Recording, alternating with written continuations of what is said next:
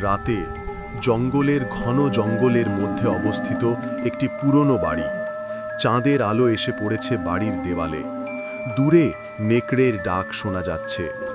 বাড়ির ভেতর অন্ধকার, ধুলো ভরা ঘর, মাকড়সার জাল চারদিকে। জোনাকির আলোয় কিছুটা দেখা যাচ্ছে। একটা টেবিলের ওপর রাখা একটা পুরনো বই। বইয়ের মলাটে অদ্ভুত একটা চিহ্ন। হঠাৎ বইয়ের পাতা নিজে নিজেই উল্টোতে থাকে।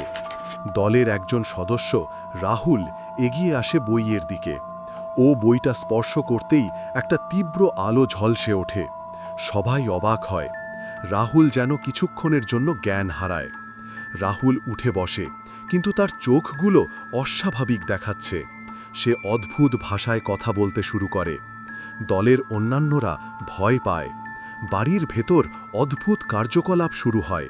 চেয়ার টেবিল নিজে নিজে নড়তে থাকে। দেওয়ালে অদ্ভুত চিহ্ন দেখা যায়। একটি মেলি কণ্ঠস্বর ভেসে আসে। রাহুল মেয়েটির ওপর ভরসা করে। সে বলে যে অভিশাপের হাত থেকে বাঁচার উপায় সেই বইয়েই লেখা আছে। তারা সবাই মিলে বইটা পড়ার চেষ্টা করে।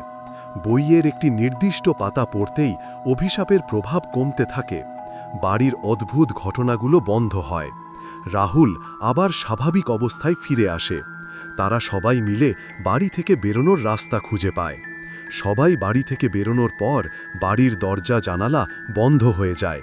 অভিশপ্ত বাড়িটা আগের মতোই নির্জন হয়ে যায়।